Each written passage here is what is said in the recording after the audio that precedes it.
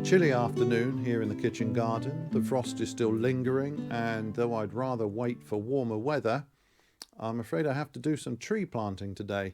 The ground's not frozen though, so I should have no problem in getting them in. A big box of trees arrived yesterday, and they're all bare roots, so you've only got a few days really to get them in the ground or to heal them in temporarily somewhere else.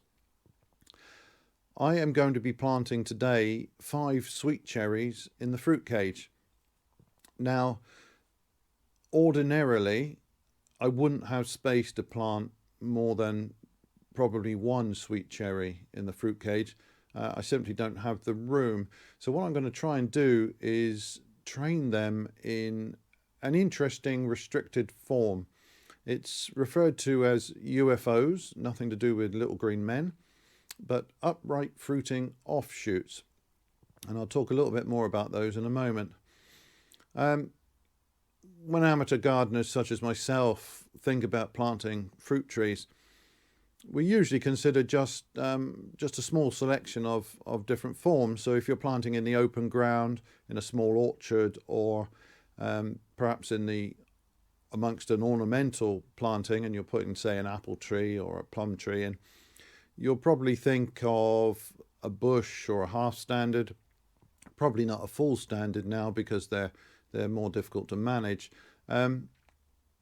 If you're a bit more adventurous, you might try out the festoon, and the festoon works really well for plums in particular. Within the kitchen garden where you're restricted on space and you want to plant maybe against a wall or a fence or even against posts and wires, you're probably looking at something like a cordon or a spalier for the pom fruits and a fan for the stone fruits. So though the gardener is typically looking at just one of several different forms, within the world of commercial orchards, there's a vast array of different schemes for pruning and training. Whereas the traditional orchard was based on tall trees, standards that you could walk under or could be grazed with sheep and cattle, the modern orchard is an entirely different beast. It's based on high density plantings of smaller trees on dwarfing rootstocks, and apart from productivity, a major factor is ease of maintenance. So you don't want to have the fruit high up in the canopy where you can't easily get to it or safely get to it. If you're having to go up a ladder to pick your fruit, that's a little bit dangerous.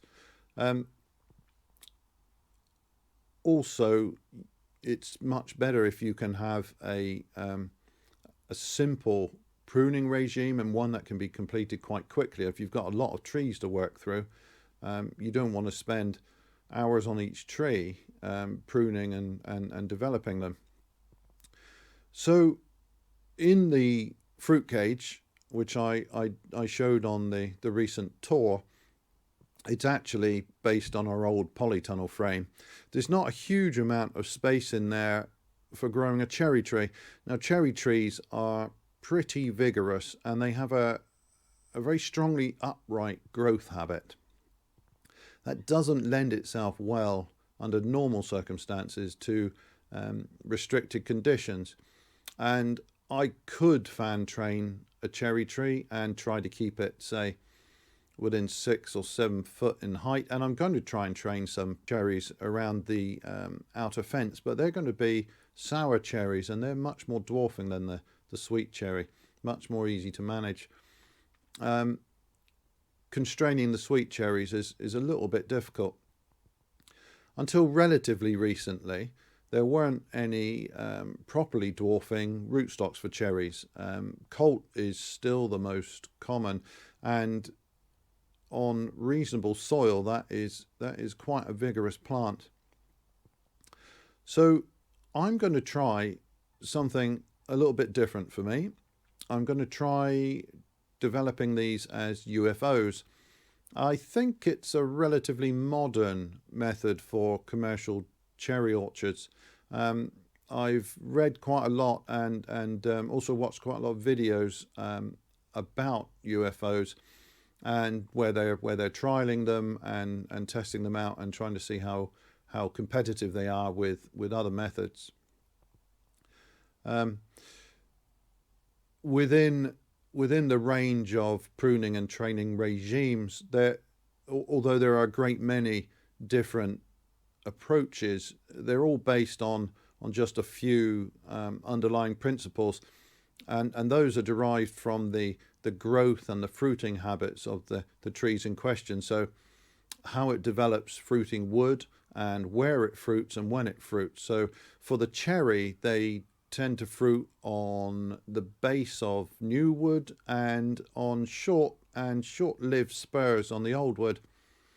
Their habit is very upright and quite vigorous, and so the UFO approach is based on, instead of trying to curb that upright growth, it exploits it.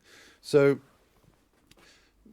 the first stage is to plant the new tree at an angle in the ground, so that the main stem is leaning over, and as soon as you lean the stem over, you start to curb the vigor of that stem. And whether it's laid down immediately or later in the process is a debatable point, but eventually that stem will be laid down towards the horizontal. Off of that stem, various side shoots will appear.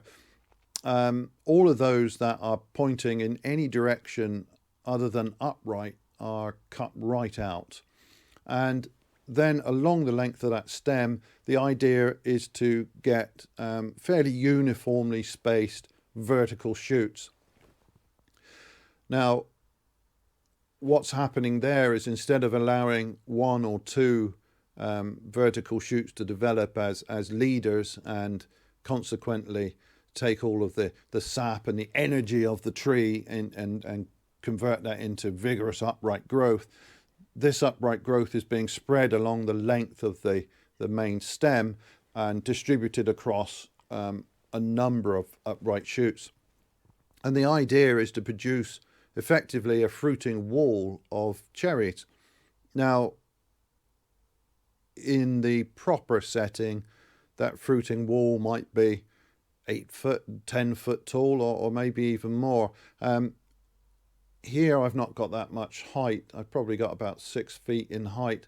So it'll be interesting to see whether I can manage to train these trees in that way.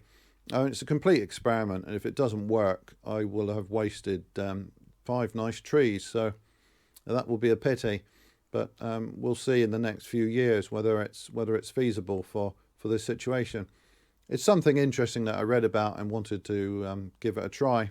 So for this approach to work, I need a dwarfing rootstock.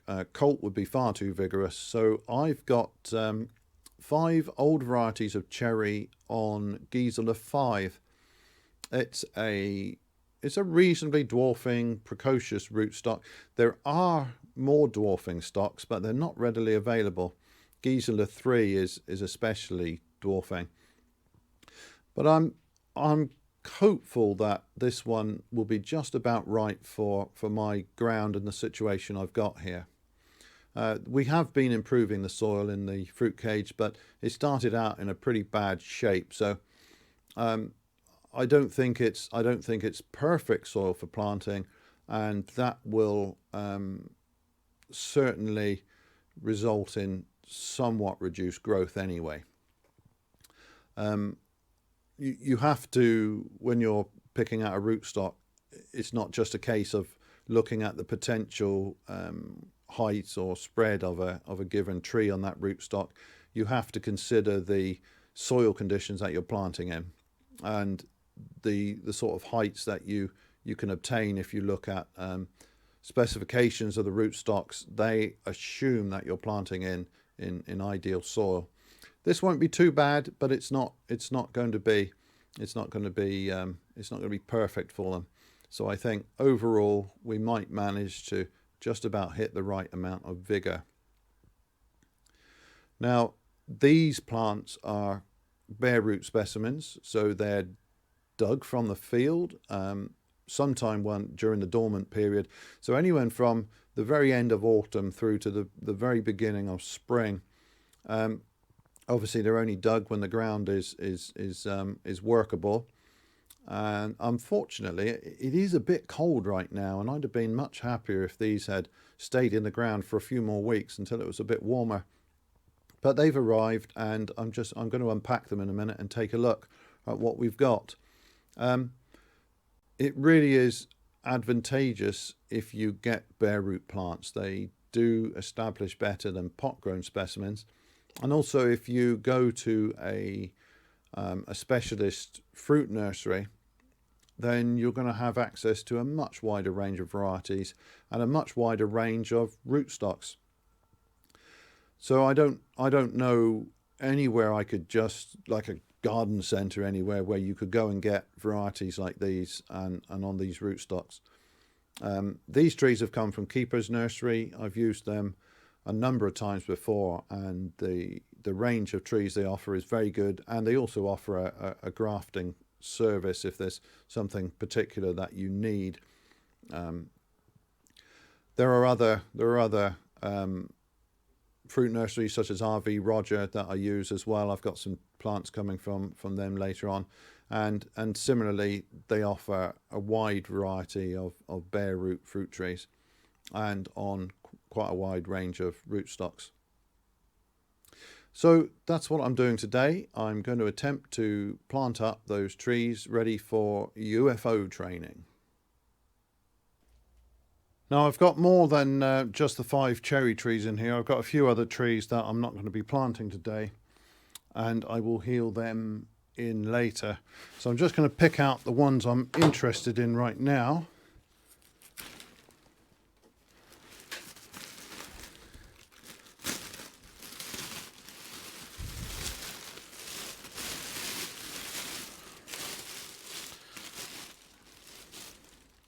At first glance, we seem to have some very nice fibrous roots here, which I like to see.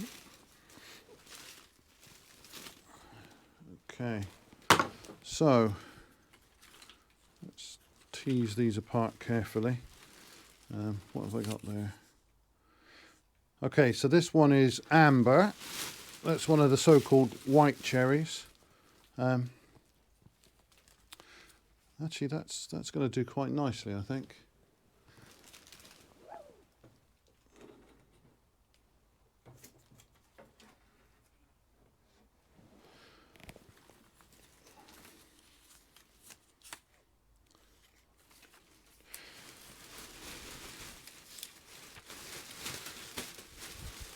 This one is Noir de Guben. That is a dark cherry. In fact, I think all the others are dark cherries. Right. This one I can get out next. What have we got here? This is Early Rivers.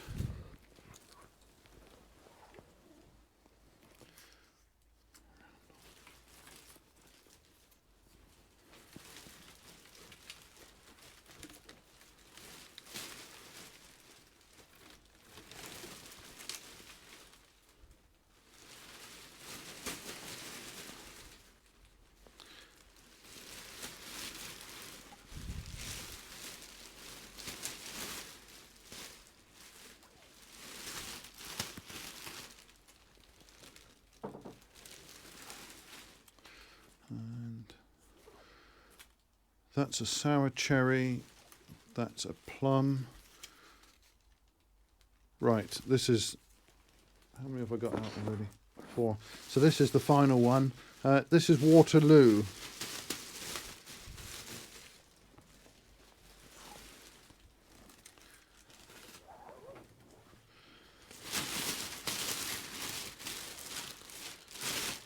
Well, there's some great looking trees in there.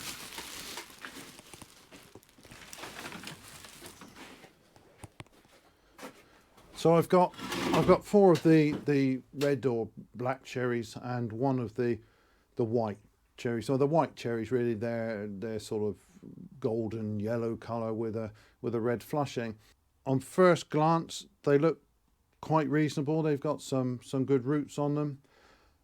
They look like like good healthy trees, and they've got a lot of fat buds on them, so that's quite interesting. I'm quite hopeful. So now I'm going to go and uncover the planting area and try and get these in.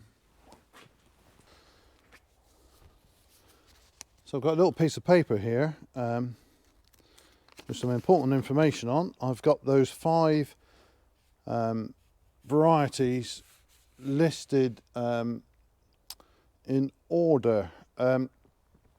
Now, cherries are a little bit complicated in with the old varieties that aren't self-compatible.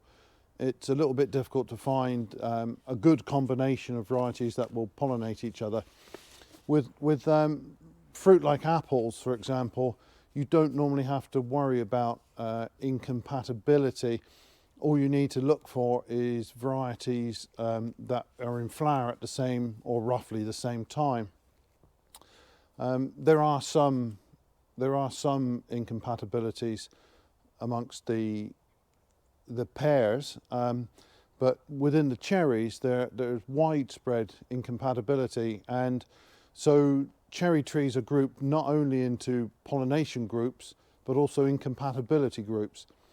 So in order to get 2 cherries to cross-pollinate, they have to be in different incompatibility groups and also the same or neighbouring pollination groups. So that can get a little bit tricky. I want to plant these in order of flowering, so they're the earliest one is going to be up here.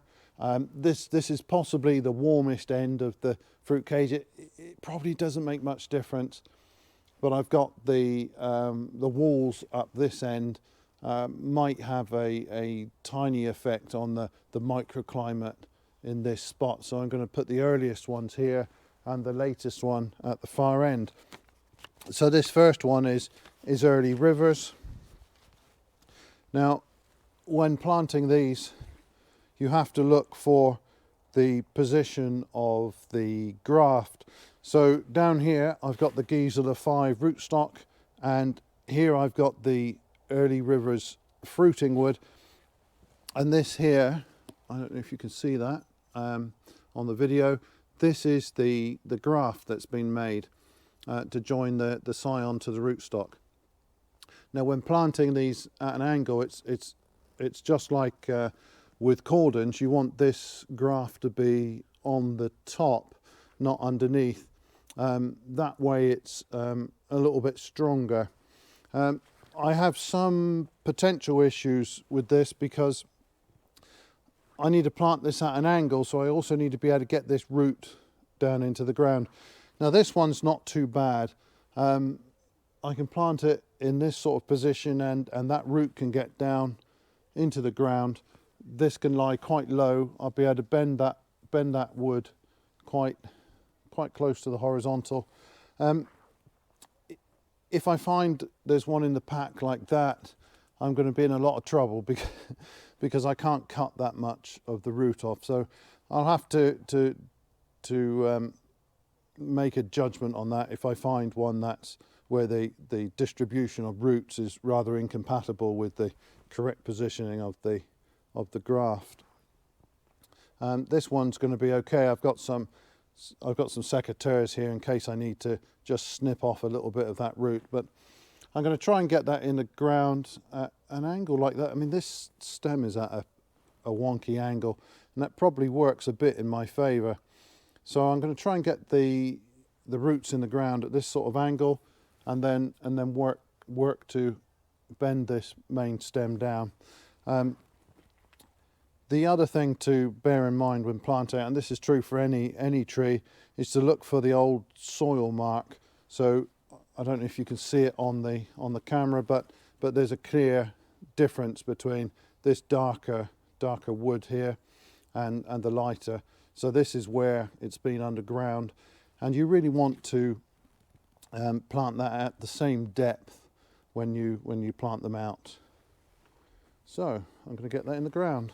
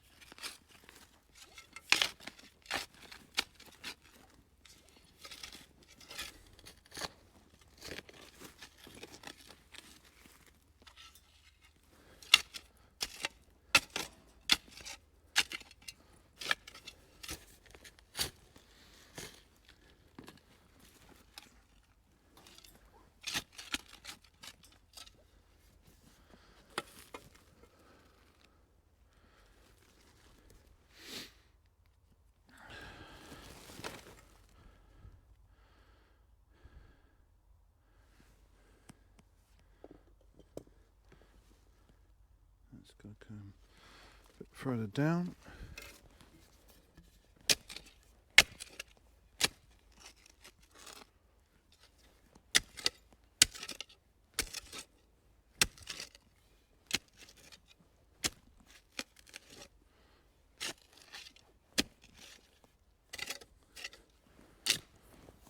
I've just found the root of some old plant that used to be here. I'll just cut this off.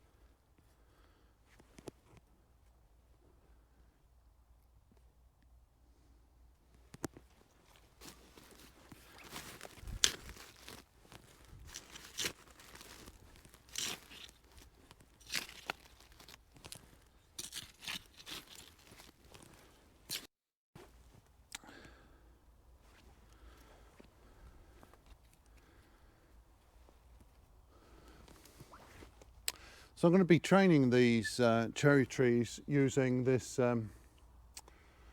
reinforcing mesh. It's normally used for reinforced concrete. I'm going to use this to tie the cherry trees into. I need to allow space down the bottom for this main stem to expand, so I don't want to plant too close to that. Also, I've got a bag of mycorrhizal fungi here. Now you can mix that up and dip the roots into it. I'm just going to sprinkle some in the planting hole when I've got the tree into place. So it's worth taking your time with this sort of job and really thinking about the best orientation and getting it right. I've got to be careful here because of this this kink in the rootstock. I don't want to get the graft too close to the soil level, because if that graft gets into the soil, it's quite likely that roots will form there, and we will get roots of the early rivers getting into the ground, and I'm going to lose the benefit of my dwarfing rootstock. I think what I might do is just go and get a little tie that I can put here to hold that in place while I'm planting.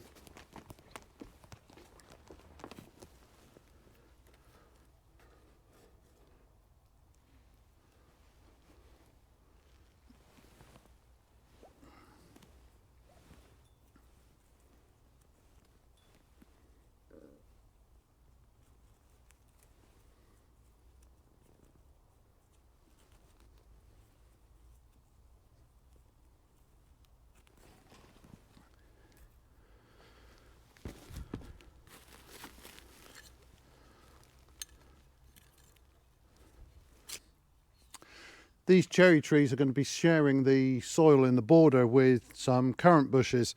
I don't think that's much of a problem, and I'm not really worried about how far the roots spread into the border. Where I'm going to be planting around the fence, I've actually sunk some large pots into the ground with the bottoms cut out. It's a bit of an experiment for me this year to see how well the trees develop in those pots. I'm trying to discourage the roots from coming straight out into the border where I want to grow some veg. It'll be interesting to see how that works out. In this border, I don't care. The only thing I'm going to plant in here is some currant bushes, and they'll just have to learn to get along.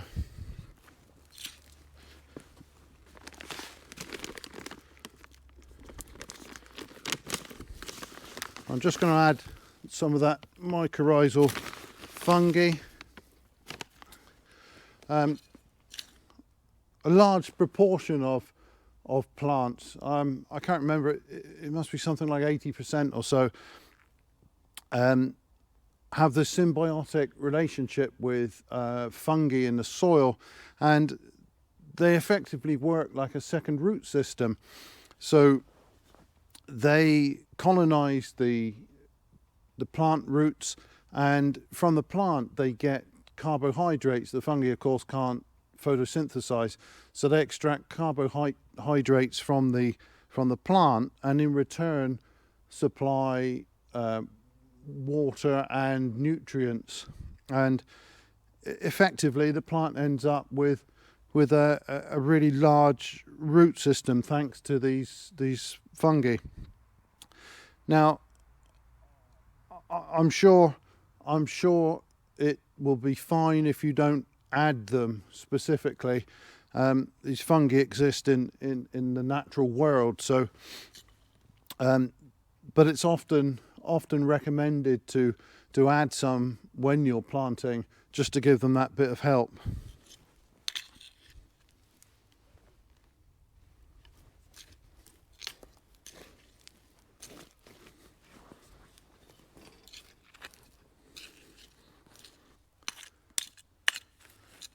You can probably tell from these large amounts of stone that this is not the best soil. We've sieved quite a lot of our veg beds and particular growing areas, but not this. This is as it comes, so quite stony still.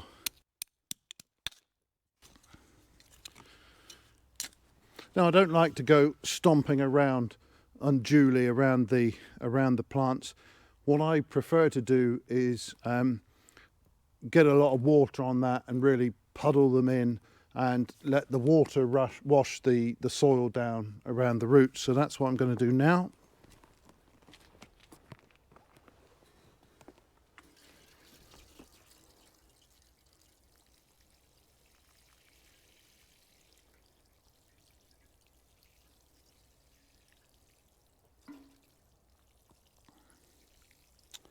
So the soil here is stony and sandy. It's a sandy loam with a fair bit of silt. Not much clay. There's an occasional seam in specific places, but mostly it's sand and silt and a lot of stone. So as you can see, this is draining away quite readily. But hopefully washing all that soil around the roots. That should do. Now I've still got a bit more height to build up there.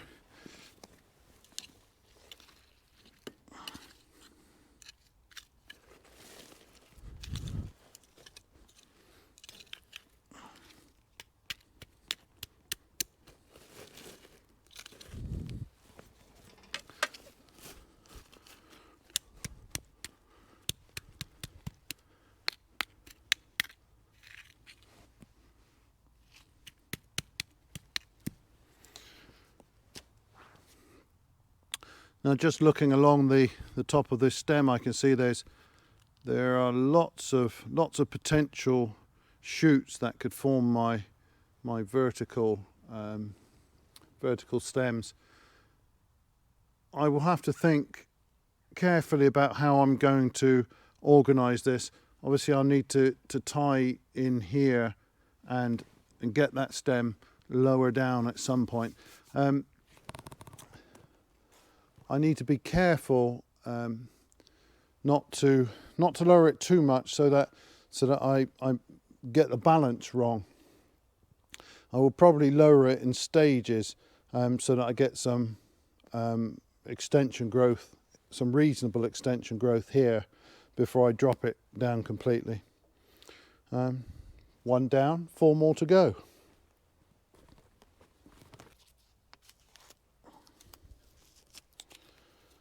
So the next tree is Noir de Guben, and this one again looks quite reasonable. I think I can get all of that root into the ground whilst keeping the graft union uppermost. It's already got 2 branches here, as you can see, and if you were growing this in the open, you might head it here and make use of these 2 branches and another, to develop your tree. But actually for me, these branches are in the wrong place entirely. I'm only going to want shoots that are more or less vertical. So I will cut these off, but I won't do that now. It's a good idea not to prune any of the stone fruit in the winter. They should be pruned after bud break or then later in the summer. And the reason for that is that they're rather susceptible to diseases such as silverleaf, canker, and other diseases that affect the stone fruits, but not the pom fruit. So whilst you can prune your apples and pears happily in the winter, all of the stone fruits are best left until after bud break.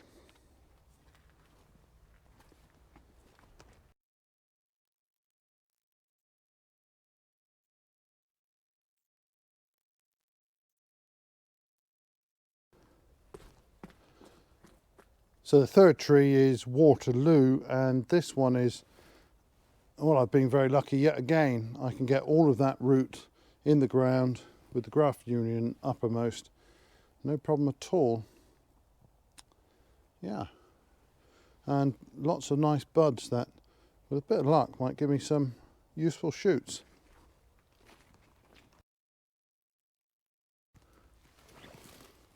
Hello, Robin. Have you been scoffing on my worms? Yep, there you go.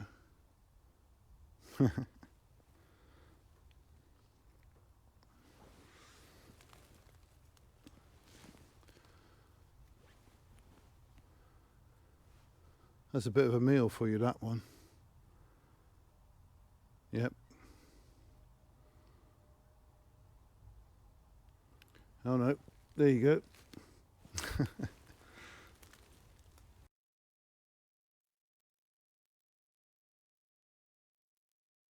So tree number 4 is amber, and this one is much more heavily feathered than the other.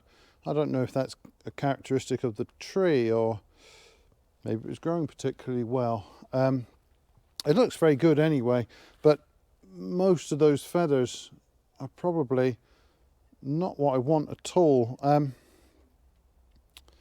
Now, if I put the graft union upright, I'm going to have some troubles with these roots here. I would have to cut them off. So what I'm going to do is just rotate that just enough to get those into the ground. I might trim this back just a little bit. It's an old stumpy root. It's not got much fibrous root on it, so I'm not too worried about just trimming that a little bit. But I'll rotate this slightly and maybe trim that a little bit, and then that's going to fit in the ground quite well. There's plenty of root underneath here. That's perfect. I will make a decision on these laterals later. I will probably have to cut them back to 1 or 2 buds because they're going to be growing at the wrong angle. We want these up here. Now I could bend them or cut back here, and then they will come out more vertically.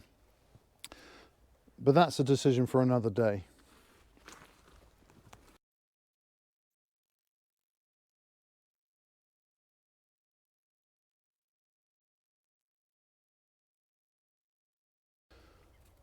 Well, so far I've been really lucky with the position of the graft union. The final variety is Roundel, and this one's slightly problematic. The best position for the graft union, which is here, would be like that, but as you can see, a lot of that root will end up above the ground. I'm hoping I can bend some of that down.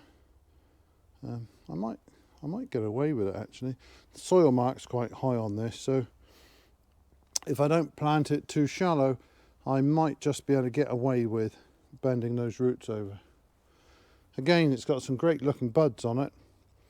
One side shoot that I'm going to have to take off.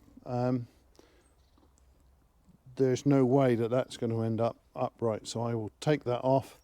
But there are some really nice buds along the top that have the potential to give me exactly those vertical shoots that I'm looking for.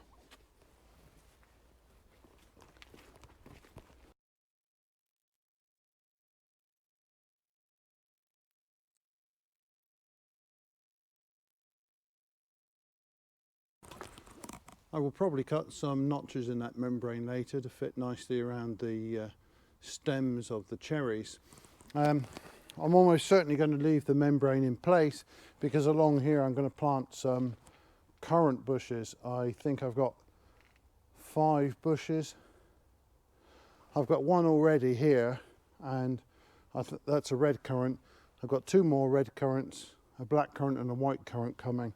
So they'll be planted sort of spaced out probably about here. And I hope I can prune them enough to keep a nice working space around the cherry trees.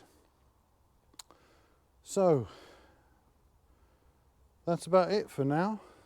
The 5 trees are planted. I will have to tie them properly and lower those stems in due course. I might fix a cane to the to this mesh. I've still got to put more ties on the mesh to firm that up. Once I've done that, I can put a cane on with some tie wraps and lower that to the cane. That's a good way to keep it straight, and it's better than tying directly to the wire mesh. But it's always nice to plant some trees, and as I love cherries, I'm really looking forward to trying these. We've had a couple of these before. We had some fan-trained cherry trees in our fruit cage, and we had Waterloo and Early River, so we've got the same ones here again, but we've got some new ones which we haven't tried before, and they're going to be interesting. So that's all for now. Thanks very much for watching, and goodbye.